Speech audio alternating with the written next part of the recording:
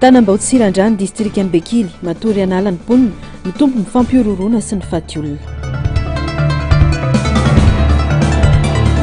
Fanadiadiana parlementaire raha dimy no ifantohana isan'izany ny fitantanana ny fitondrana teo aloha. Tetika asa izao tokana azo heverina ny fandraisana anjara ny diaspora amin'ny fifitiana.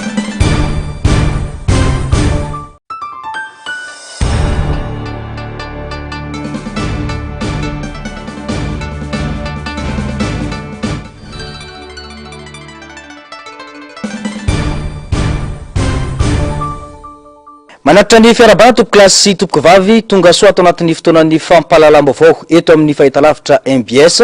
manasana ampanajana izay anaraka ny vaovao hatramin'ny farany. Vaovao makasika ny raharam-pirenena sy ny fandaminan-draharaha eto amin'ny firenena no isataratsika ny fampahalalam-baovao. Manana ny fomba fiasa entina miatrika ny krizy ny SADC ka io fomba fiasa io no tokony ampiarina eto Madagasikara hoy ny Flo Marc Ravalomanana. Ankoatr'izay ny fampiresahana eo amin'ny samy malagasy. Niona tamin'ny Flo Marc Ravalomanana pitarika ny antokotiko Madagasikara sady filoam-pirenena teo alomo ny iraka manokany SADC izay tonga eto Madagasikara amin'izao fotoana izao. Tetsy amin'ny trano fonenany faravohitra no natanterahana izany fanampanazavana eo amin'ny rindrantsariny tahiriny aina. Toy ny fivoriana an-tampony nataon'ireo filoam-pirenena sy ny filoam-panjakana mivondrona eo anivon'ny SADC ny 17 Desambra lasa teo ny antony fahatongavany iraka manokany SADC eto Madagasikara izao. Fiaonana izay miantefa amin'ireo fikambanana sy antoko politika eto Madagasikara satria mila filaminana, fitoniana ary fandriam-pahalemana ny vahoaka malagasy. Because of the conflict that took place here last September, our mandate is to come and listen to the different stakeholders of this nation, go back to the summit and report, and return after consulting President Chisano, who was the lead envoy for Madagascar for many years. So for this whole week, starting from yesterday, we are meeting leaders, different stakeholders. I'll be meeting the young people this afternoon. I hope they will also organize for me to meet the women groups, because those two groups cannot be left outside the consultation. So we are here to just listen and take the message back to those that have mandated me to lead this delegation and to come back. All I can say is that Madagascar, just like all African countries, deserve peace and deserve better, and that working together in the country harmoniously, people can live a better life. Zava-dehibe ny fiaonana amin'ny SADC hoy kosa ny Flo Marc Ravalomanana. Tsy afaka miala amin'ny ity vondrona ity isika satria manana ny antony izay nidirana tao i Madagasikara. Mila manaraka ny protocole ny SADC isika amin'ny fandaminana ny firenena hoy ny fanazavana. Ny zavatra tsy maintsy tanterahana dia manaraka ny protocole ny SADC amin'ny fandaminana ny raharam-pirenena anatina krizy. Nanana krizy koa zareo taloha fa dia avy eo lamina. Satria izay nisy ny SADC, tsika mambra zato isan-tasin'ny SADC mifanampy raha misy krizy ny firenena anankiray dia mifanampy mifanorevitra. Dia le protocole zareo zay SADC zay no tsika andamina Madagasikara. Iainona daholo zany ireo parti politika. Dia teo zay ny fanazava teo hoe ino ty parti politika tsy nentinanao sinisy ihany tamin'ny ianareo amizay fa tsisy izany zay. Dia izy zay hoe niala tao anatin'ilay izy zay satria farany alohan'ny anaovana sini nisy olona be be centre tonga andro sini. Zay le fatany ary ataona dossier. Dia nazavaina aminy izy hoe zao ny antony ilanay satria lasa be loatra izy. Zay le izy. Anjarantsika eto Madagasikara ny manazava ny tena zava-misy marina hoy hatrany ny Flo Marc Ravalomanana. Tena ilaina ary maika ny fampiresahana eo amin'ny malagasy samy malagasy mahalona ny zava-misy eto amin'ny firenena hoy ny fanamafisana. Movy antsika ao anatin'ny intérim sa ao anatin'ny transition. Ny antony mahatonga mametraka ny fanontaniana iny tsy fantatry ny olona rehetra, tsy fantatry malagasy, tsy fantatry nareo. Raha aminazy izy intérim efa tapitra les 60 jours zay tokony hisy azy dia miditra anatin'ny transition tsika. Dia mbola mametraka zay fanontaniana zay aminy tsisy hoe hovalinay ianao a rehefa tafaverina zay satria tokony mbola iresaka izy mbola iresaka am'ireo mpitondra izy hoe raha ohatra ka raha intérim zany ika vetivety 60 jours no mena zany de tsika am'izao fotoana zao izy zay koa tena nanamafy azy hoe tsy ao anatin'ny constitution ntsony tsika satria raha ohatra tsika ao anatin'ny constitution malagasy a de tsisy an'izany intérim sy an'izany fa ao anatina transition zay nazavainy teo fa aza mataritra andreo fa anao arak'zay azo atao zay a amoahana ny drafitra tokony hitondrana ty crise ty tokony misy aloha ny dialogue malagasy amin'ny malagasy tokony vory ny malagasy zany a zay tarihan'ny FFKM sy miaraka aminy ao Nations Unies sy ny Union africaine miaraka amin'ny SADC rehefa vita ny dialogue tsika malagasy aloha zay tsy foany zareo mihitsiny de ao mahafantatra hoe zao lalaka izorana andrafetana an'le charte de transition na le feuille de route de efa vita zay de misy calendrier hitondrantsika azy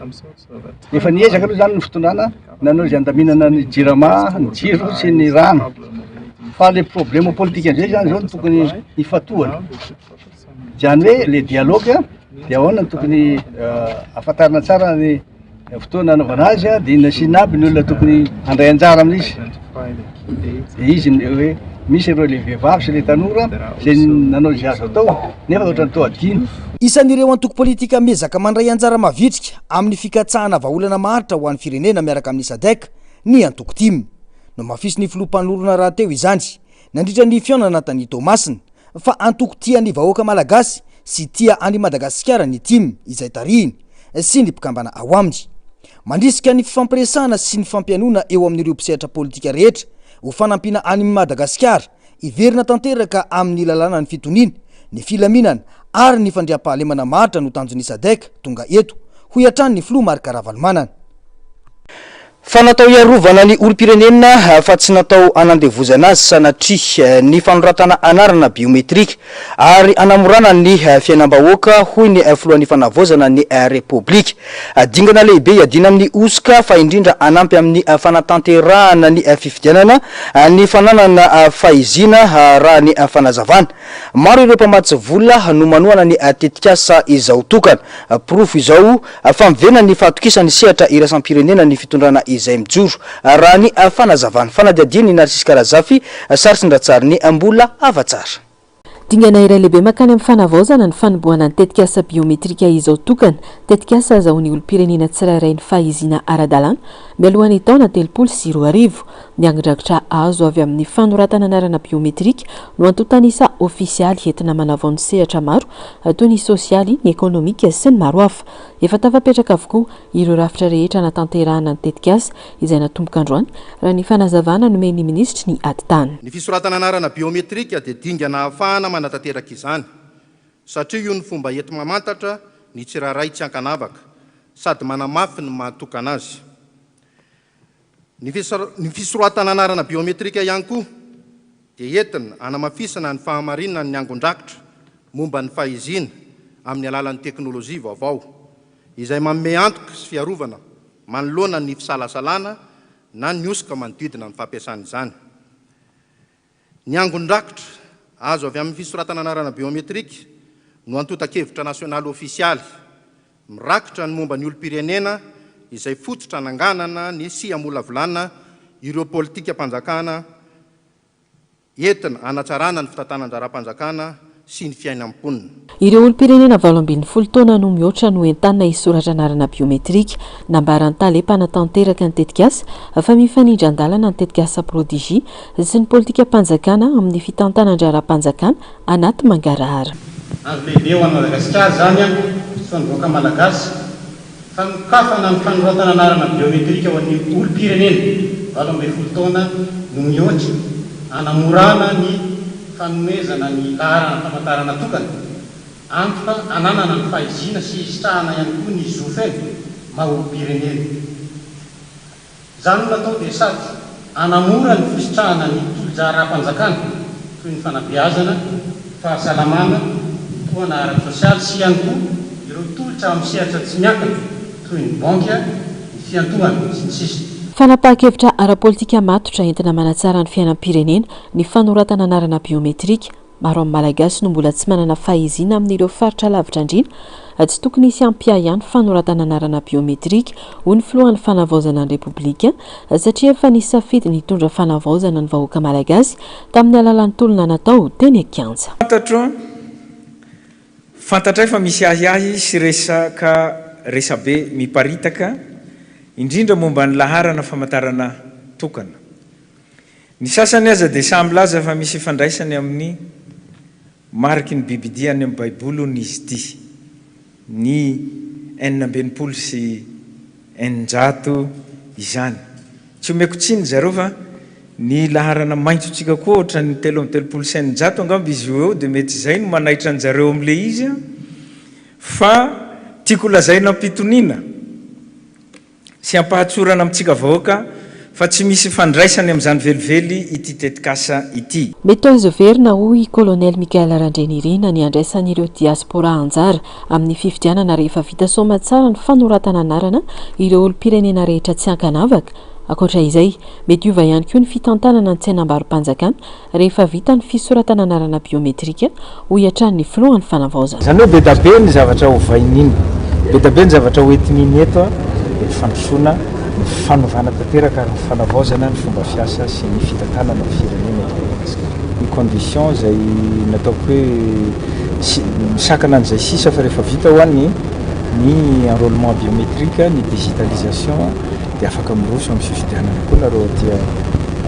ivelany. Avonina noratra anarana ho fanamafisana ny fahizina ireo olom-pirenena sendra ny fandraisam-peonay tetỳ amin'ny commune Ambohijanaka, isan'ireo commune mandrafitra ny distrika na Tsimondramana. Ny fahazahoako azy dia hoe maha-olo-tokana anazy zany eto amin'ny Fokotany sy eto amin'ny commune sy eto Madagasikara dia zarery no mitondra ny numéro azy koa. Mety zany satria tsisy afaka mangalatra momba anahy mihitsy zany fa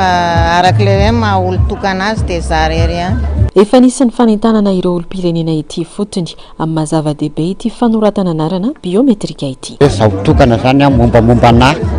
dia mombamomba ny zaho manokana mihitsy zany fa tsy fangaroako amin'olona hoe tsisy olona mitovy anahy eto ambonin'ny tany. Dia zay zany ny fahazahoako anazy. Na tsara efa hitandalana fanaovana mihitsy dia ohatrany hoe moa zany sy voky tany dia efa vita fandretanana ny olona any amin'ny voky tany izay atritianay. Ny ahakely ihany fa rehefa anao zany izy nandalo fihofanana efa hibetsabetsaka tety dia efa mazava amin'ny tsara ny zavatra tian'ny fanjakana tongavana dia efa mazoto daholo ireo. Nampafantarina nanomboka androany ato amin'ny fomba ofisialy ny tetikasa izao tokana ka ny filohan'ny fanavaozana ny repoblika no nisantatra ny fanoratana anarana narahan'ireo mpanolontsaina avon'ny repoblika sy ireo mpikambana eo anivon'ny gouvernemanta. Taorian'izay dia nakeny Ambohijanaka ny ministry ny ady tany nanokatra tamin'ny fomba ofisialy ny fanoratana anarana biometrika ho an'ity commune ity. Akoatra n'Ambohijanaka dia natomboka androany ihany koa ny commune Tanjombato sy Apitatafika. Malagasy 12 tapitrisa no tanjona ho amin'ny fisoratana anarana biometrika. Mbola ny vaovaon'ny raharam-pirenena izay hatrany tokony aorian'ny fokonan-doha vao irosona ny fandravanana ireo androm-panjakana sy ireo rafitra hoy ny fikambana ny diaspora malagasy manoloana ny fitakin'ireo antoko politika sasany. Ilaina ny hevitry ny rehetra vao miroso amin'ny fanapahan-kevitra toy izany satria isan'ny mahatonga ny krizy miverimberina eto amin'ny firenena ny tahaka izany hoy hatrany ny fanamafisana. Rindratsara ny tahiriny ay. Fa tsokevitra ny fitakiny ireo antoko politika sasany ny amin'ny andravana avy hatrany ny androm-panjakana sy ny rafitra misy ary miasa eto amin'ny firenena amin'izao fotoana hoy ireo malagasy mila ravinahitra any ivelany. Ny fomba fijery tahaka izany no isan'ny mahatonga ny firenena tsy ho afaka ao anatin'ny krizy hoy izy ireo. Tokony irosona ny fampiresahana amin'ny alalan'ny fokonan-doha nasionaly izay vao manapa-kevitra izay rafitra tiana apetraka eto amin'ny firenena amin'ny fifanarahana apetraka ny be sy ny maro hoy ny faneho-kevitra. Tsy nisy sarety mandeha alohan'omby mila tsindrina fa ny omby ny mandeha alohan'ny sarety. Ravanao ny institution hoe tonga dia ravanao institution ravanao institution ro dia avy eo mandeha anjamban'ilay firenena zany hoe tsisy institution hitatana ilay firenena sy ny karazana apetraka ny institution provisoire nefa ianao olona anao rafitra tsy aleo ve atao les concertations à l'issue an'ilay concertation le fitonandoam-pirenena sy ny karazany eo ny fehi-kevitra sy fanapaha-kevitra ho hita hitondrasana le firenena hoe akany amin'ny fifidianana l'objectif atsika ne na inana tiatsika na inana tiatsika fikanondom-pirenena sy ny karazana tsy maintsy ho tapitra ny fitondrana satria tsy maintsy verina amin'ny ordre constitutionnel tsika na androany zany na rapiso na afaka heritaona zany ka azalefa alohany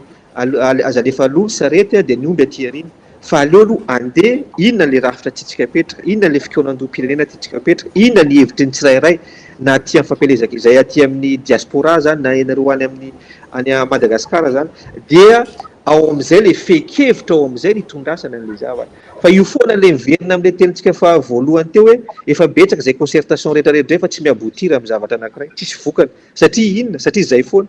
le sarety no lefa aloha fa le omby aty arina dia tsy mety mihitsy le zavatra fa tokony heritreritra sy hisaina atsika surtout tsika mpanao politika zany tokony heritreritra sy hisaina hoe inona l'intérieur supérieur de la nation inona tombotsoan'le firenena aloha inona le zavatra atao priorité alohan'ny rosoana amin'izay zavatra rehetrarehetra ho sarotra ny isiny tena fanovana sy fanavaozana ary atrarana ny tandrona napetraky ny fitakiana teny an-kanja raha tsy ny olombelona mihitsy aloha no miova ho iatrany ny fanamafisana ekena fa misy ny olana ara-drafitra eto amin'ny firenena saingy fosotra miteraka olana goavana ihany koa ny toe-tsaina ho ihany ny diaspora tokony misy dia izay foana mampiverina siklika an'le crise sy ny karazana ary mikasika an'le rafitra tao dia le rafitra koa raha tsika olombelona mihitsy le manatanteraka azy mihitsy no mandray an'le rafitra tokony ho izy zay apetraka atako angambany tsy andeha araka ny tokony ho izy mivoana foana io zavatra io fa miditra amin'ny atao hoe tournant angambany zay ny ilazako azy le firenena amin'izao fotoana izao sy le vahoaka mihitsy zany hoe tianova zavatra fa rehefa tianova dia tsika mihitsy ny mila miova aloha mpanao politika mila miova ny vahoaka mila miova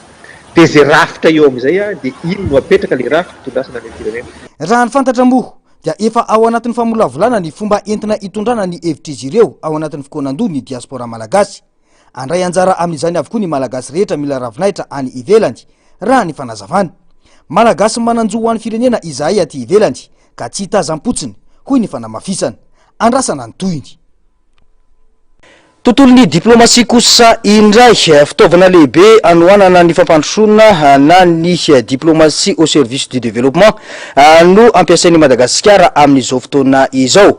tena azo antoka ny fahafana iara-iasa amin'ny firenena rehetra matanjaka hoy ny diplomaty Paraina Auguste eo amin'ny rindran-tsary ny tahirinena ny fanadiadina mahakasika izany ny diplomasie au service du développement dia midika fa tsy fifandraisana ara-politika fotsiny no ataon'ny Madagasikara amin'ireo firenena sy ny rafitra iraisam-pirenena fa ampiasaina ireo fifandraisana ireo ho tombontso mivantana ho an'ny firenena sy ny vahoaka malagasy ny fisarihana fampiasana vola vahiny no tombony voalohany azo tsapahitanana amin'izany asarika tetikasa lehibe amin'ny sehatra samihafa ny firenena toy ny angovo ny foto-drafitrasa ny indostria ary ny fambolena amin'ny alalan'ny fametrahana fifandraisana matanjaka ka iverenana ny fahatokisana eo amin'ny Madagasikara sy ireo mpiara-miombonantoka aminy itondra vokatra mivantana amin'ny famoronana asa sy fampiroboroboana toe-karena ireo tetikasa ireo hoy ny fanazavana afa le diplomasie classique taloha fifandraisana zao hoe fisamizerin'ny tombosoana ankehitriny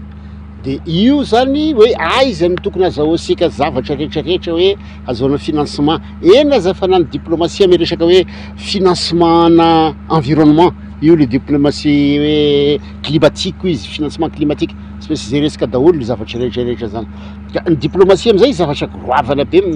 mananana be fa sy mandeha kelikely fa sy ny affaire étrangère ihany ny sisa manao anazy manao ny affaire étrangère manao ny any amin'ny ambassady ohatra ny fitadiavana an'ireny olo mpamasy vola regny fa fitadiavana touriste handeha amintsika aty regny zany sy maintsy jerena daholo zany rehetrarehetra regny dia misy fivoriana atao amin'ireny na misy foara atao dia sy maintsy manatrika eo zany ny mandefa olo foana zany asika ka ino ny tandremana satria fitarihana olo mpamasy vola sy mety raha ohatra nisy tam'le teo tamin'ny taloha teo kely hoe tonga le mpandraraha vahiny andeha anao vola aty ampiasa vola aty dia lasa indraisika mangataka hoe ay ampidira agnatin'io société nareo io na ameo 10% zay na ameo 20% zay satria sisy farany raha vamanao an'izay zany dia amin'ny alalan'ny diplomasie matanjaka no ahazahoan'ny Madagasikara sy ny vahoaka malagasy fanoanana vokatra maro no ateraka izany toy ny fanamboarana ireo lalana ireo seranana sy ny seranam-piaramanidina ary ireo tetikasa momba ny angovo etsy ankilany tsy adino ny sehatra ny fanabeazana sy ny fahasalamana izay tena fototra amin'ny fampandrosoana ny maha-olombelona ho iatrany ny fanazavana ary isika zany diplomasie toza jumity na ny tenen'ny présidente amin'ny farany teo hoe ifandraisika daholo n'olo rehetrarehetra ino asika ny tany Dubai na Abu Dhabi regny satria anane le misy an'le vola financement koa zao aname reny tany arabo manao pétrole regny agny ny fond de l'OPEP agny ny fond d'Abu Dhabi agny ny banque afrique arabe pour le développement économique any regny zany sy maintsy gérena daholo trandrana daholo le vola tokony ho azo am'iregny toeragna regny de koa sika koa tany Afrique teo tany Afrique du Sud io indray le diplomatie izy de bon voisinage asika zany tokony fagnaraka sara am'le olo magnodidina asika akiona ndraiky asika l'île Maurice Comore regny daholo zany tokony ifandraisasika io samy managna magnavanagna anazy managna vanagna russe zao ditanareo fa resaka armement anazy teo resaka sécurité anazy zany sy milaza hoe dakasika nagny le tandrefagny sisy an'izany Union européenne mandeha ngamba hitanareo nge ministre affaires étrangères de be resaky be sa hita foana nge izy ohatra toany tany France koa izy farany teo de tany Europe zany hoe iresasika daholo nrehetrarehetra zany ny chinois koa esy andaniny koa manamarika fiovana fomba fijery any Madagasikara ny firosony firenena amin'ny fampiasana ny diplomasia anoanana ny fampandrosoana diplomasia tsy mijanona amin'ny kabary sy ny fivoriana fa diplomasia miteraka vokatra azo tsapaitanana ho an'ny vahoaka na izany azy tsindrin'ity ambassadeur teo aloha ity fa tsy maintsy araina fitantanana mangarara sy politika anatin'ny matanjaka izany raha tiana ho tonga tena fampandrosoana tsapain'ny malagasy eny ifotony ho iantrany ny fanamafisana fa miariary ny firoson'ny firenena ao anatin'ny fanovanana raha tsy resaka afatsy ny fahalalana maneho hevitra hoy ny flot national ny antoko tsara taafina aparaina Auguste tamin'ity androany ity dingana goavana ny ady amin'ny tsy maty manota ary tokony anamafisana ny fanafoanana nikinamanamana amin'ny fampiaran-dalàna mba tena isin'ny fanovana marina ho iantrany ny faneho-kevitra fanadiadiana eo amin'ny rindrantsary ny tahiriny aina atrany raha misy olona navondron'olona tokony isotra ny mpitondra amin'izao fotoana dia ny ekipan'ny fitondrana teo aloha hoy ny paraina Auguste raha ny mpitondra teo aloha ireo no nahazo fahefana tahaka izay misy amin'izao dia maro ireo zavatra nitranga teto mety efa betsaka ireo ainao manjery ny sorona tao amin'ny chaîne satellitaire saingy iarahantsika mahita ny zava-misy amin'izao tsy natao hiambina kianjantero amby folo mehitsony ny tafika fa omena iraka anasotany razana hoy ihany paraina Auguste malalaka ny faneho-kevitra saingy mila fongorona ireo tsy maty manota hoy ny fanamafisana raha taminandreo zereo io zao io nahazo io ngamba de fa nasorogna tao amin'ny bouquet canal tao ny viva de le télévision ny lalatina regny na télévision hafa manoagna an'le fitondragna taloha aketriny zao de avelagna eo ihany izy avelagna n'olo miteny ina le tena mahagaga misy avelagna olo miteny de resy zay de fa ino atteinte à la sûreté de l'état foana ny natao de le maramila avangongo ao amin'io 13 mai eo hiambina eo aketriny zao sisy an'izany solo masamby afaka miteny daholo malalaka de milaza zareo fa hoe valy fatara politique ireo le tena miadana zao sambatra andreo zao sambatra sy misy olo maneziky de eo izy fa zay nanao adalagna ihany koa sy nanao hoe détournement na nanao zavatra hafa igny ihany gn'ezegny ka io zany de hitanareo fa milamagna re zao raha misy mitabataba manao grève io de avelagna eo raha vao sy manao erisetra izy miditra ao 13 mai eo de vita de mondy de malalaka ny maramila ansika sy lany fotoagna mo fa mahafaky manao gn'asa afaky misy atao ny génie militaire ozy ny président de baleo izy mandeha manamboatra lalagna agny za koa safa niteny koa tokony atao koa le service civique le mpamboly taloha le mamboly le beret vert igny maro ny kana service civique ta Madagasikara mamokatra misy izy sady mampianatra olo mamokatra manao alphabétisation ary tokony ampiany koa zay mandeha tokony hiaro tontolo iainana vokatry ny fitambarany tsirary ny tsapany vahoaka ny fahalemeny rafitra demokratika ary ny fahasarotany toe-karena ny krizy 2024 nampitombo ny savorovoro ny tsy fampiny fampiresana mazava sy mahomby teo amin'ny mpitondra sy ny vahoaka ka nahatonga ny krizy iamafy fa tsy voafehy ara-potoana mangina ny fanampenam-bava ny fanerena ny isitrahana vaovao amin'ny alalany ainao manjery ka ny fahita lavitra-pomba azy ireo ihany no afaka nianana ka nanerana any Madagasikara ary vavolombelony izany ny ainao manjery MBS izay vao izao tafaverina ao anatin'ny Canal Plus sainina 300 tsy misy baiko ny fanesorana fahita lavitra nataon'ny mpitondra hatramin'ny androany hoy ny fanamafisana Vaovao iananivo ny anteny mera-pirenena kosa indray ankoatra ny fandaharam-potoana efa voafaritra ny lalam-pandrenana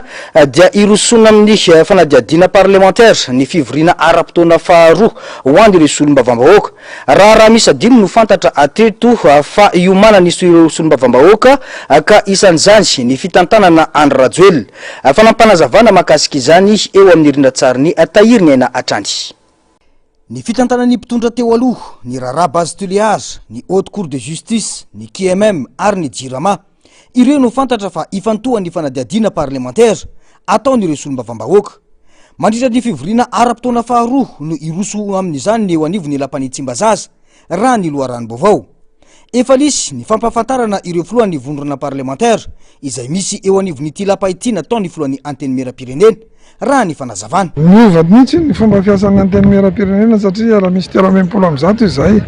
dia notsinjaraina arakaraky ny isan'ny majoritaire amin'ilay député ny isan'ny olona ao anatin'ny commission d'enquête parlementaire. Ny firaisan-kina zany zao dia manana olona roa ao amin'ny commission d'enquête parlementaire makasika ny filoha teo aloha. Dia ny Irmara manana 4, ny Fanavaozana manana 5. Zay ny totaly 5 tsy mihoatra tsy latsaka. Ny commission permanente ndray moa iny dia suivant le m'intéressé an'le député ny fahaiza-manaony, ny fahalalany sy ny fahafantarany hiditra amin'le commission permanente satria iny dia mandeha any amin'ny travaux de commission dia tompona ndraiky sa le olona ao amin'ny commission permanente efa misy ny travaux de commission. Mety azo antoka le fehitrisa satria maro dia maro le groupe parlementaire vao mitsangana ary tsy afenina fa amin'izao any dia misy ny groupe parlementaire indépendant Fanavaozana, groupe parlementaire Fanavaozana 2, groupe parlementaire Fanavaozana 3, mbola misy ny Irmara, misy ny firaisan-kina ary azadiny fa mbola misy ny non affilié. Azo antoka ny fahatrarana ny fehitrisa ilaina raha ny zava-misy sy ny fampiresahana efa mandeha eo anivon'ireo samy solombavam-bahoaka isaky ny vondrona ho iantrany ny fanazavana. Izany no natao dia mba ho tombotsoa ambonin'ny firenena anafoanana ny tsy maty manota sy ny kolikoly ho iantrany ny fanazavana. Araka ny taratasy navoakan'ny Andriamatoa filohan'ny anteny mera-pirenena tamin'ny 15 ny volana Janoary 2024 mitondra ny laharana 314 tsipika 4 tsipika 26 mangataka amin'ny groupe parlementaire ny olona zay hiditra amin'ny commission permanente sy ny commission spéciale. Ao amin'ny commission spéciale nanaovana ny enquête parlementaire zay mizara 15 ny commission ray, misy olona député 15 ny commission ray, 2 firaisan-kina, 4 Irmara, 5 ho an'le Fanavaozana. Ary marihana fa nanaovana enquête parlementaire ohatra mahakasika ny fitantanan'ny filoha teo aloha, ny Jirama, ny QMM, ny Bazy-Toliara, ny Haute Cour de Justice. Zany rehetra zany no atsangana ao anatin'le commission d'enquête parlementaire ka 8 eo amin'ny session manaraka zay idiran'ny solombavam-bahoaka ny anatanterahana ny enquête parlementaire. Raha tsy ahivina dia isan'ny olana ho an'ny fanadiadina parlementaire teo aloha ny resaka fehitrisa. Tsy ny makasika ireo raha fanadiadina parlementaire ihany no nahitana izany fa na ireo antota taratasy mafana tokony nampiakarina teo anivony HCJ andrasana arak'izany ny toy ny ity vaovao ity. Vaovao makasika ny fitaterana anabakabaka kosa indray kompani fitaterana anabakabaka miisa 5 no nahazo alalana anao sidina amin'ny fitateram-bahoaka eto Madagasikara raha ny fampafantarana nataony eo anivon'ny aviation civile de Madagasikara androany. Ny Madagascar Airlines izay nahazo fahazahoan-dalana anao sidina tsy tapaka sidina eto an-toerana sy iraisam-pirenena. Madagascar Trans Air, ZS Aviation, HCFF Travel Airways izay samy sidina amin'ny fangatahana eto an-toerana sy any ivelany ary ny Madagascar Fly Alliance manao sidina eto an-toerana. Ivelany ireo kompani fitaterana anabakabaka voalaza ireo mampatsiahy ho an'ireo izay manana sy mampiasa fiaramanidina manokana ny ACM fa amin'ny filana sy tombontso manokana ny tompony andry no azo ampiasaina izany fa tsy azo hitadiavana vola. Nanamafy ny ACM fa mety avozona io lisitra io ary mampatsiahy ihany koa fa ny fanaovana fanaovana fitaterana anabakabaka ho an'ny be sy ny maro tsy nahazahoana alalana dia mety hitarika sazy ara-pitantanana sy ara-pitsarana araka ny lalàna mifehy azy. Ankoatr'io nanamafy ny teo anivon'ny ACM tao anatiny fampitam-baovao navokany fa efa mamoaka vaovao sy miresaka momba ny asidina toy ny saranam-piaramanidina, fiaramanidina, orinasa na etsika ny vahoaka sy ny ainy vakijery. Saingy ny vaovao momba ny fiarovana sy ny fepetra saropady kosa dia avy amin'ny ACM ihany ary avoaka amin'ny alalan'ny sapandrarah ny serasera. Natao izany hiarovana ny vaovao saropady sy iantohana ny fahamarinany vaovao momba ny fiarovana sidina ho iatran ny fanazavana kanefa tsy manakana ny fahalalana manoratra na mahazo vaovao amin'ny sidina sivily raha ny fanazavana atrany. Vaovao avy eo amin'ny distriktan'ny Bekily kosa indray Asandahalo von'olona feno abibina izany no ianan'ireo mponina ao anatin'ny commune Tanambao Tsirandrany distriktan'ny Bekily amin'izao fotoana izao. Lasa tanàna matanteraka ny tanàna tsy misy mipetraka intsony satria mitsoka any anaty ala avokoa ireo mponina vokatry ny firongatry ny Asandahalo ao amin'ity commune ity. Mangataka amin'ny mpitondra fanjakana arak'izany ny mponina any antoerana mba hijery akaiky ny raha fa indrindra mba anatanteraka etsika manokana anafanana ny Asandahalo ao Tanambao Tsirandrany ity. Narcisy Karazafy sy mbola avatsara.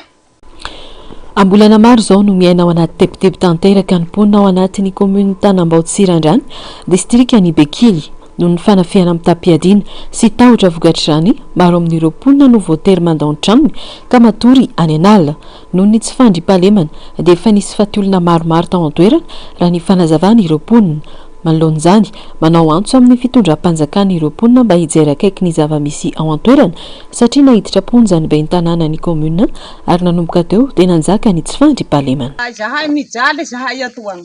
ndraty lamba ay ndraty finga ay ndraza atao raha karamansa ay an-tragno tsy nisy ny azo ay fa niroa ty kele manandily ty malasy manandily any Manjohary le tsy isy laha batao ty hoe mba hanagna ay fa mivezeveze avao ndray zahay nana zao ndra finga ndra lamba ndra kanjo tsy isy ama ay fa lefa imera ty baho ny tipona anay mity nisy anay agny ny etaketaka agn'alagny zay ty raha ny tipona anay namoria anay andakilasy ao le mba mipeo areo zahay meo areo sakafo fa mijaly vezeveze ndra tiana ay meo areo lamba le manay zay ty mera mba mangataka zahay mba votsoro areo aby akao ty mera fa tsy nanao raty. Atao ireny fampidirana ponja ny be ny tanàna Jean Daniel fantatra amin'ny anarana hoe Manjoso sy ireo mpiaradia aminy dia vao maika ny aratsy ny toetra rara ny fanazavana tamin'ity volan'ity olona miisa 5 farafakely no namoy ainy no tofirin'ireo dahalo nambaran'ny solotenan'ireo mponina izay tafakatra aty andrenivohitra fa misy tambanzotra dahalo sy mpamon'olona mihery ao amin'ny fokotany ankarana tsy mifidy olona izy ireo fa izay ivery ny fampanohana ny be ny tanàna dia lasipatra dia nilatsaka izy ho be ny tanàna lany soamantsara be ny tanàna nandresy ny candidat TGV nanomboka teo amizay tsy nahatantiresy io manandily io ka ny konokono nanafika anay nanao taratasy zahay napetrakinay tamin'ny chef district commandant compagnie hoe jereo akaiky io manandily io fa hanafika anay tamin'ny 18 février 2025 zany napetraka taratasy tamin'ny 15 mars manandily sy nilimany tonga nanafika anay namono ny zoky ka maty Andriamato tsy fandrimana Marceliange Daniel taorian'izay tamin'ny 2 septembre nanafika andray mandeha manandily sy ny ekipany maiky laniafo ny tanànanay rehetrarehetra tamin'io dia tamin'ny 10 septembre avao tonga andray mandeha manandily sy ny ekipany namono anay ka maty tamin'io i Mahavy maty tanteraka voatifitra. Efa nisy ny fametrahana zandary tany an-toerana kanefa mbola tonga manafika ny tanàna ihany ireo andian-dahalo. Nisy koa ny taratasy fampisamborana ny voaka isamborana ny lehibe ny dahalo izay mampahory sy mpanaovy ny moka ao anatin'ny commune Tsirandrany distriktan'ny Bekily. Tamin'ny talasalasa tary nametraka zahay fitoriana tamin'ny fampanoavana Mbovombe Androy dia namoaka taratasy fanamborana ny manandily ny eo amin'ny fampanoavana nosambory natao ankarana i manandily fa notifiriny ireo zandarma saika nosambotra azy ireo ka nilefa ny mpitandro filaminana tao Bekily izay notariny commandant compagnie sy commandant de brigade satria namaly ireo olona karana izay tariny manandily io ka niala ry commandant sy ry CB. Manao antsoavo amin'ny fanjakana foibe araka izany ireo mponina mba hijerakaiky ity raharaha ity ary mangataka ny fanantanterahana ny hetsika manokana na opération spéciale. Satria io manandily io efa fitoerany dahalo ny ao ankarana, zany hoe manangana dahalo zareo ao ankarana dia tsy sahy ny gendarmerie manambotrany satria mahery vaika zareo. Satria mba misy ny opération de manampy ny mpitandro filaminana ary mangataka ny handravana io toerana ankarana io fa tena fiafinany sy fivoriany dahalo ao amin'ny fahatrandro ifandrandrindra ao amin'ny distrikany Bekily commune Tanambotsirandrany. Ao amin'ny district Ambanja kosa indray ahina olany tamingana ny vokatra azon-dranomasina ao Ambanja manoloana ny tsy fanajana ireo fepetra takina amin'ny fanjonoana. Tsy maintsy amafisina arak'izany ny fanentanana sy ny fanabeazana rehetra manoloana ity tranga ity ka anaja ireo fepetra takina toy ny fitrandrahana drakaka. Efa misokatra ny 12 Desambra lasa teo ratsy aivina ny tompanjonoana drakaka eto amintsika ndao ratsika vetrany ny fanadiadina mahakasika izany. Ahina olany tamingana ny vokatra azan-dranomasina ao Ambanja afaka 5 taona raha mitony tsy fanaran-dalàna ataon'ireo mpanjono. Nedina ifotony nanaramaso ary manabe ny rehetra ny tompon'andraikitra mahazava-dehibe ny azan-drano amin'ny fampandrosoana ny firenena. Raha mandrara zay ve ohatra hoe tsara tao mangalako madinika aza ataonao hoe tsy fitiavana nareo iso. Fa ny raha misy miena ny vokatra atsika eto Ambanja eto tsy teny afa tsy maloky. Atsangano tagna zay miteny hoe maloky na firy volana tamin'ity. Tsy ampy moi. Nono avy amin'ino avy amintsika. Maro misy ny changement climatique fa atsika. Izy io ka atsika olombelona. Misy fotoagna izy io matory. Misy fotoagna izy io fanitsika tsy vitan'le rahatsika fa kely miasa matsagna, miasa marandraigny, miasa ry. Tsisy vola io vola ampesana. Fa fitsindrovatsika ny rahatsika io. Malahelo Ambanja isa malaza misy maloky zany, zao maloky efa tsisy. Azanganta ny teny misy. Raha misy tatato mitedy bazary zay efa zanaka maloky le raha mandeha io. Fa tanjona dia zotra hoe mba aharitra ela, mba tsy ho lany io zavatra io mba ho hitany zanaka taranaka atsika manjary. Fa raha zao ny vitesitsika afaka 5 taona lany io. Mety misy mamana zay fa ela fa zay le statistique mandeha aminay aizanay fa tena miaigny io vokatra raha io. Aza diny fa ololany zay tompona beto. Dinurtsanga jusqu'à mahery vaty io fahatetire. Ka mba miezaka zay fa aza defaly fotsiny metsiny hoe saroty ny pesa. Fa zay raha matetika voakapoka aloha amin'ny avy kapony koa ty ambany ty ohatra. Kanefa ndraiky raha magnara-dalàna atsika mandeha tsara jiaby indrindra. Tokony mantianina tanteraka ireo mpisehatra hitsinjovana ireo tombotsoa azo avy amin'ny hazan-drano, miainga avy amin'ny fampiasana ireo fitaovana mety sy arifomba izany. Ary za ty moa tsy mamety azy, izy tsy hoe vita hoe atao sity madiniky fa angalagna loko mitombo agny amin'ny 100 metra mahery ny 80 mahery ny isan'ny super moustiquaire natambatra na tonga izy maventy bika raha ty. Ary 5 isan'izy voasampinay tamin'ny alarobia lasa teo. Ka izy amin'izao fotoana agnatin'ny fagnenjehana ireo olo magnano izy ity ny asanay. Fa zay moa avy amin'ny fédération PCR miara-miasa amin'ny vondron'ny foto magnatanteraka le asa fikobabiagna ny arena voajanahary agnaty ranomasy ndraiky agnatin'ny alaolo. Zegny ny adidinay ty aby. Asan'ny fanjonoana no marefo satria asa io si renouvelable ny ressources halieutiques. Tsy mitovy amin'ny alaonko rehefa parpenao afaka ambolegna. Fa ny ressources halieutiques zany kobabiagna zay fa misy eo mba tsy hahafoagna izy na hahalany tamingana azy. Ka noho izany dia magnentagna foana zay za mba tsy ampiasan'ny mpanjono raha tegna mpanjono maro izy dia tsy tokony ampiasa raha magnan'izay. Milaza reo hoe fa tsy mahavanga harato. Tsy famatra zegny za satria ireto fitaovana tsika reto le ty no vidigny tamin'ny taona 2025 izy ty.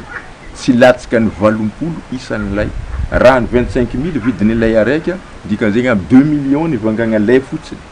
Nefa ny vidiny arato araiky tokoko eo amin'ny 150 000 francs arato manaraka. Ankoatra ny fitsipika ifampifehezana ny rehetra hiadina amin'ny kolokolo sy isorohana ny fanararotany misy ihany koa ny fepetra amin'ny fitrandrana ny drakaka 1 cm ny refikely indrindra amin'izany hoy ny fanamafisana. Drakaka izay kely dia kely ny lalàna mametra araiky 1 cm miakatra ny habeny aty amin'ny vohony na amin'ny karapasiny igny izay voazotrandrahony drakaka fa raha ny hitantsika zao zegny tegna drakaka madinika tokoa no hita varotiny olona. Ny drakaka efa nisokatra nanomboka tamin'ny 15 volana Desambra efa azo hazaigny zay nanomboka tamin'igny fa na dia azo alaitsika zany drakaka misy lalàna zao koa misy hoe tokony misy habe hajaitsika ny habe moa zay fa nilazaiko tegna araiky 1 cm na 11 cm ny habeny aty amin'ny vohony ao afara ao hitantsika fa tegna alatsika be ry zareo io. Ny antony anaovana zay ny habe zay moa ny azatsika habe io ny drakaka moa rehefa mahatratra le habe ny teneniko teo zay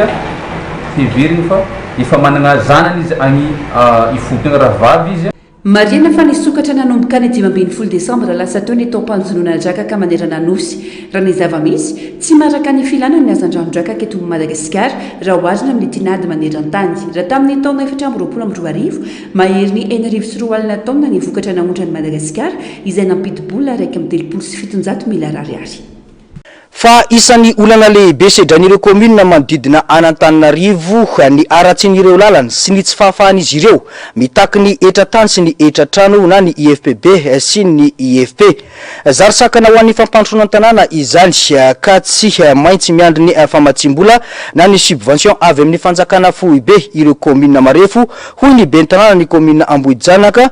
teo amin'ny fandraisam-peo ny Narcisse Karazafy sary sy ndratsary ny mbola avatsara. Mbola tsy tonga eo anivon'ny commune ny note manome alalana azy ireo anangona ny etratany sy ny etratrano na dia efa nankatoavy ny antenimera rototazany famerenana ny fandraisan'ny commune Antanana ireo karaza-ketra ireo atreto mbola tsy nisy fitakiana etra nanomboka ny taona 2024 no nakaty vokany tsy maintsy mamely tena amin'izay fitadiavam-bola misy ao an-toerana ny commune ho hiatrany ny fanazavany bentanàna nambojana. Ny resaka fidiram-bola anay eto anivon'ny commune moa zany dia amin'ny alalan'ny ireo kariera ireo no anisan'ny fidiram-bola commune dia ny amin'ny alalan'ny amreo fitantanana ireo etra amin'ny ristourna sy ny resaka construction sy ny affaire courante moa zany ny fampitonana commune izay atreto dia mbola azo lasaina fa mbola milamindamina ihany zahay eto anivon'ny commune rurale Nambojanaka mbola mba mihodina sy mavita ireo asa majinijinika sy vavetivety izy zaka ny vola. Ankoatra izay nitondra tombony ny fanaramana ireo mponina natanteraka ny asa tana maro anadiovana ireo lakan-drano amin'ireo toerana maro tetỳ an-toerana satria mampitombo be ny vokatra izany no ny dion'ny rano tonga eny amin'ireo tanimboly ny ireo tantsaha. Satria dia olona teo amin'ny 700 ny andiny vague voalohany ary 513 ny vague faharoa izay araka ny asa tana maro zay moa dia nisitraka vola moa zareo asa sandaina vola moa zany zareo tamin'izany ny resaka fambolena nateraky ny fanadiovana fiafilo dia hita fa itombo ny vokatra amin'ity fitoapahavaratra ity satria dia mikorina tsara ny rano na dia maro ary nirotsakorana dia mirotsaka na dia ara-dalàna ny fikorina ny rano tsy dia misy ny trabona moa ety anivon'ny commune rurale Nambojanaka noho ny izany asa fanadiovana fiafilo izany olana irasan'ny commune Nambojanaka amin'ireo commune hafa kosa raha ny fanamafisana ny aratsin'ny lalana hatreto anefa aloha mbola tsy sakana amin'ny fampiakarana ny vokatra izany ny commune Nambojanaka mantsy no mamatsy ny legioma toy ny poireau ny betterave sy ny maro hafa ho an'ny tsena nandoharany fotsy sy namontany. Vaovao ny trangam-piarahamonina namela takaitra sy fahavoazana ara-olona sy ara-pitaovana ary ara-potitra-afitrasa ny fahavaratra tamin'ny ity taona 2024 sy 2024 ity raha nitatitry ny bureau national misana ny loza sy ny tandindondozana ny BNGRC androany ampolo ireo namoiny ihany ary efa tafakatra hatrany amin'ny 4,000 ireo traboina ankoatra ny fampitehana trano fonenana izay dibo-drano sy rava tanteraka ny antsipriana izay vaovao izay. Atramina ny boan'ny fahavaratra 5 enina amby roapolo amby roa arivo teto Madagasikara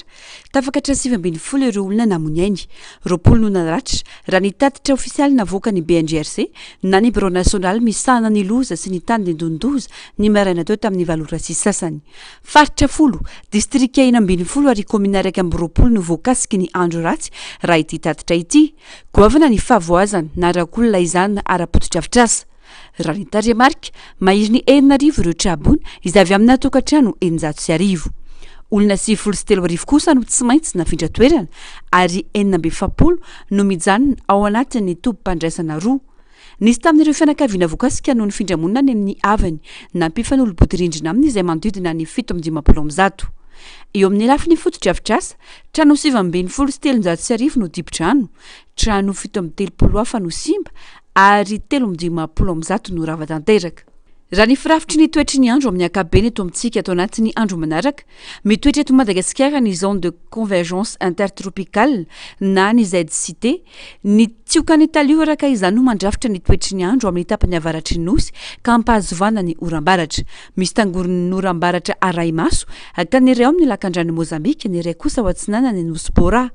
ambany ny tsindrianabaka ary mahazofahana ny amandona atosiky ny talio raha ny fampitambavaon'ny meteo manomboka hitasoritra ny tambolon-drivotra miaraka amin'ireo faritra andro ratsy ahiraha maso ireo raha ny sary avy amin'ny zanabolana sy ireo marindrefo voaray ho ny fanazavana tombanana ikisaka nalavitra ny morontsiraka trany ilay tangoron'oram-baratra ao atsinana nosy ka tsy kasika mivantana ny morontsiraka vinavinaina anankirotana ny toetry ny andro amin'ny ilany avaratra andrefana ity tranga ity sokajiana ambany na antony ny erijika afenoan'ny fepetra marivo-doza atao anatin'ny 3 andro manaraka na isy fiforonana rivo-doza na tsy dia itoetra mandritra ity herinandro ity ho tranga io ka mpahazovana ny rotsakorana ny tapany avaratra andrefanosy ho ny fanazavana misy ny fampitandremana makasika ny fabetsahan'ny rotsakorana mety oatra ny 100 mm ao anatin'ny 420 raha ny rotsakorana ka ina ny fiakarany rendrano fiotsahan-tany sy ny lalana ary ny trano fonenana pejy ny fanatanjahantena kosa indray azo atao tsara ny mampiroborobo ny fanatanjahantena nentim-paharazana ho an'ny daholo be na ny sport populaire ka afaka mamorona asa mitaky ezaka goavana nefa izany na ny lafiny fampitaovana na ny lafiny fampiofanana tombontsoa maro no azo avy amin'ny fanatanjahantena ka zava-dehibe tokony ampandrosoana izany hoy hatrany ny fanazavana ny antsipriana izay manankarena karazana fanatanjahantena i Madagasikara ary afaka mamorona asa izany indrindra ny fanatanjahantena ho an'ny daholo be ankoatra ny fanamafisana ny fahaiza manao zava-dehibe ny fampivoarana ny fanatanjahantena nentim-paharazana indrindra ny lafiny fampitaovana efa misy fanatanjahantena nentim-paharazana na ny fanorona zany na ny tongotra hazo zany na ny fanosena pneu zany efa misy ananantsika ilay atao hoe sport populaire fa ny tokony ho atao dia ahoana ny azahoantsika mame lanja an'ireny fanatanjahantena nentim-paharazana reny sy izay fampiasaintsika mba azahoana mamorona ny atao hoe sehatra asa zany hoe le sport populaire zany a raha ohatra ka rafitra tsara sy amena foto-drafitr'asa ka azahoana amena fampanofanana ho an'ireo animateur dia tokony raha ohatra ka misy lanjany meny diplôma ho an'ny fanjakana dia tokony ny azony zareo atao hitadiavana azy zany saika mbola olana hatrany ity sehatra ity ny tsy mbola fananana federasiona may azy toy ny hafa efa misy federasiona mampiofana ho an'ireo professionnel na football zany na basket zany na tennis zany reny efa hain'zareo misy federasiona misahana amin'izay fa ny momba ny fanatanjahantena ho an'ny daholo be na ny sport populaire kosa nefany mbola tsy misy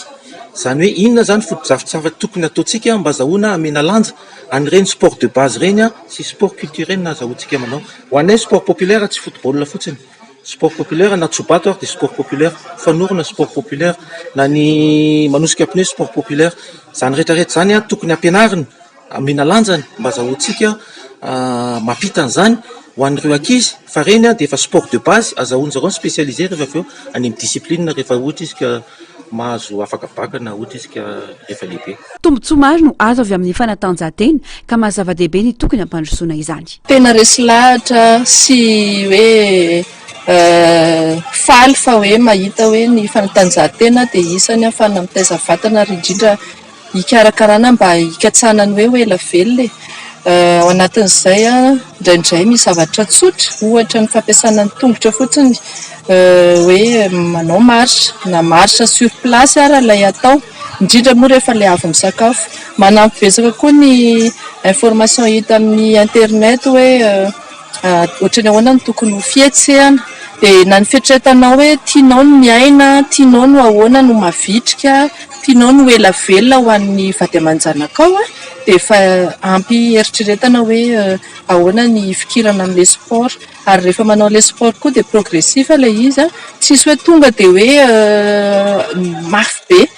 Tsy maintsy ilana fampiofanana ny fampiroboroboana ity sehatra iray ity ka mahazava-dehibe ny fisian'ny fiara-miasa ny mpisehatra sy ny vahiny izay natao ny farany herinandro teo. Maresaka avy any ivelany taorian'ny fahafatesany Alexa Preti lehilahy 17 taona notifirin'ny polisy avy amin'ny IC tao Menapoli dia nanambarany filoha amerikanina Donald Trump fa anokatra fanadiadiana ny fitondram-panjakana mahakasika ity raharaha ity. Niteraka resabe sy fanehoan-kevitra maro manerana any États-Unis ny zavatra nitranga tany antoerany. Taty baovao mahakasika izany. Isan'ireo olona nisamborin'ny sampandrarahany polisy misahana ny fifindramona sy ny fahadiserana Amerikanina na ny S Alex Preti 17 taona monina ao Minneapolis. Ny sabotsy lasa teo nitifiran'ireo polisy ny S ny Alex Preti olona faharoa namonyainy tao amin'ity tanàna ity hatramin'ny nanomboany hetsika nataon'ny S tamin'ny fiandohan'ny volana janoary. Tamin'ny 7 janoary teo manko renim-pianakaviana iray hafa antsoina hoe René Goto no efa namonyainy tamin'ny toe-javatra mitovitovy amin'ity fahafatesany Alex Preti ity. Araka ny lahatsara ny paritaka tao amin'ny tambajotra sosialy dia notifiry ny Alex Preti segondra vitsy tao aorianany nampiasan'ireo mpiasany S entona mandatsa-dranomaso sy nampandriana azy teo amin'ny tany teo amin'ny arabe feno ranomandry. Nambarany S tamin'ny voalohany fa mpitsabo mpanampy mitampiadiana no nikasa hanafika azy ireo ka izany ny antony nahatonga ny tifitra saingy nolaviny ray aman-dreniny ilay niarambona izany fanazavana izany. Nomelohin'ireo ray aman-dreniny Preti apabe masokoa ireo fanambarana momba ny zanany izay ambarany fa lainga. Na dia teo aza ny fahafatesana ny fanesy dia nandahimbetsaka tsy nentina anio ny heviny ny filoha Donald Trump momba ny maharadalàna na tsy ny fihetsiky ny mpiasany S. Nilaza ny tena fa tsy hiteny aloha raha tsy vita tanteraka ny fanadihadiana. Nambarany ihany koa fa hiala ao an-tanàna ireo mpiasany S nefa mbola tsy fantatra mazava ny momba ny fotoana anaovana izany. Niteraka fanehoan-kevitra maro moa ity fahafatesan'olona faharoa ity ka isan'ny nanameloka sy ny antso any Amerika hijoro manoloana izao toe-javatra izao ireo filoha Amerikanina demokrata teo aloha toa ny Bill Clinton sy Barack Obama. Ankoatra azy ireo ny antsony amin'ny sin'ny fanadihadiana tsy miankina ireo senatera avy amin'ny Republikanina ka andrasana ny toy ny raharaha. Ilay voninkazo goavambe sy ilay vehivavy misy volombava no afaka eloentina aminao indray amin'ity androany ity. Zava-maniry goavambe avy any Somatrany Arum Titon na ny Amorphophallus titanum. Malaza ny voniny lehibe sy avy dia avy ity voninkazo ity izay anisan'ny lehibe indrindra eto tany noho ny firafitry ny voninkazony izay ahitana tao matevina fonosiny raviny. Mety hahatratratra ny amin'ny 3 metatra ny avon'ny Arum Titon. Tsy mamelana matetika fa indray mandeha isaky ny 3 ka hatramin'ny 10 taona monja ihany ny Arum Titon. 27 ora eo ihany koa no aharetan'ny fivelaran'ny voniny. Mandritra izany dia mamoaka fofona maimbo mahery vaika izay mahatonga azy antsoina hoe voninkazo paty ny Arum Titon. Rehefa tsy mamelana dia mamokatra ravina tokana lehibe isan-taona ny Arum Titon ary mitahiry angovo ao amin'ny fotony. Rehefa ampy io angovo io dia miverina mamelana indray izy. Hita tamin'ny taona 2010 tao Bogor Indonezia ny Arum Titon izay noraketina tao amin'ny fanangonana manokany Dr Louis Richard Thielot any New Hampshire ary neken'ny Guinness World Record tamin'ny taona 2010. Noho ny toetra ny hafakely sy tsy fahita firy, ny Arum Titon dia isan'ny zava-maniry mampitola gaga indrindra eto tany. Vehivavy tanora Yarna Mkor malaza noho ny volombava ny tovovavy ity izay teraka tamin'ny 20 novambra 2009 tao Oslo any Angleterre. Voan'ny retina hoe syndrome polycystique des ovaires Yarna Mkor izay nitarika ny fitombon'ny volombava nanomboka tamin'ny fahazazany. Ny aran'ny fanesy hoe soa ny Yarna Mkor noho io volombavany io vao maika nefa nanosika ny fankatoavana tanteraka ny bika aman'endriny izany ka lasa mpikatroka sy mpandahateny ho an'ny body positive ny tenany. Araka ny resadresaka ny fanaovana taminy ka navoaka tao amin'ny Rock and Roll Bread dia nanapa-kevitra ny tazona ny volombavany ary tsy hijery izay filazan'ny fiarahamonina momba ny endriny Yarna Mkor. Ny taona 2024 voarakitra tao amin'ny Guinness Book of Record ho vehivavy tanora indrindra manana volombavy hiarina amin'ny corps. Tapitra ny fampalalam-baovao tsika tompo kilasy tompo vavy mankasitraka anao nanaraka izany hatramin'ny farany isorana trany ny teknisianina sy ny namana mpanao gazety na ahafahana nanatontosa izao fampalalam-baovao izao mametraka ny soavatsara veloma tompoko.